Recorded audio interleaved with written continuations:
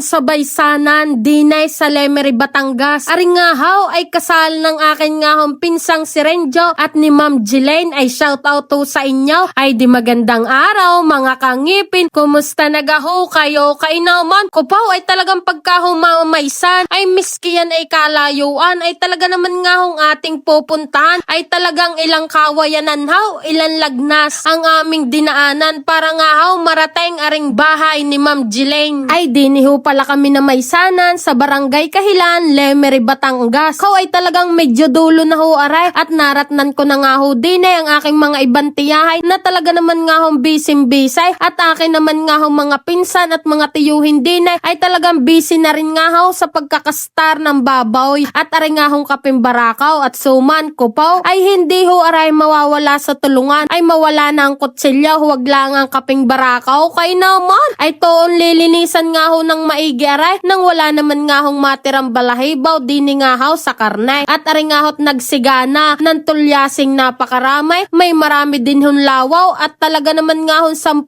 baboy ang itutumba diyan ay talaga naman nga hong bago maghapawn ay halhalhaw ang manunulungan pero dini naman nga haw sa parting Lemery usong-uso pa nga haw ang garning malakihang kasalan abay ang Batanggenyo'y napaibig sa isang Batanggenya ay pag hindi ka napadalay sa 10 babaw ay sa inyo gahaw mga kangipin ano gahong klase ng kasalan diyan ay kami naman ho ni Mr. nung ikinasal ay kami sa Huways tama na ho ang isang babaw ay nasabit sa mga ninong at ninang kay naman ay kami na may huy kumita rin ay di naman nga ho ay depende ho yaon kung talagang mapapag-ipunan ay ari naman hong aking pinsan ay engineer yun naman hong mapapangasawa ay maestra ay talaga naman nga hong may kakayanang maghanda ng garni naman nga hong kadamay kaya naman mga kangipin talagang pagkaikinapaibig sa isang Batanggenya at talaga naman nga hong gusto ng garning malasalasang kasalan ay di bago ho magkasalan at nakapumulungan ay kay mag-alaga na ng babaw nang hindi na kayo mapamahal at talagang napakamura ho ng babaw kapag kayo ang nag-alaga ay pag inyong binila ay talaga hong butas ang bulsa kay naman dini naman nga ho sa Batangas ang garni naman nga hong tradisyon hanggang ngayon ho hindi nawawala ay katulad ga na ring mga sibuyas na aray ay sumahal ng kilo ngayon ay talagang kwarta na hong malinaw ay ari naman hong mga manunulungang aray ayan ho'y mga tiyahin ko ay di shout out kay Pinsang Renji at kay Ma'am Jelaine ay talaga naman ngang congrats uli sa inyo ay ari nga ho't niluto na ang aming magiging agahan at nagsabit na nga ho din ang mga ilang karneng nadali na ay ari naman nga hong manunulungan ay medyo nagpahinga ng kauntay at yung ganaman nga hong gumayat na ng gumayat ay nakakita ng binanging atay ay talaga naman nga hong sunggabhaw ay inam naman nga ho ang kasalang aray ay pag sa dami naman nga hong sabay ay ari nga ho'y ang iba ay sabit sa ninong at ninang ay tunay na mapapakamot na naman sa ulaw ay ikaapat ho ay ang partehan sa karne ng babaw kau ay tinabo na ari nga hong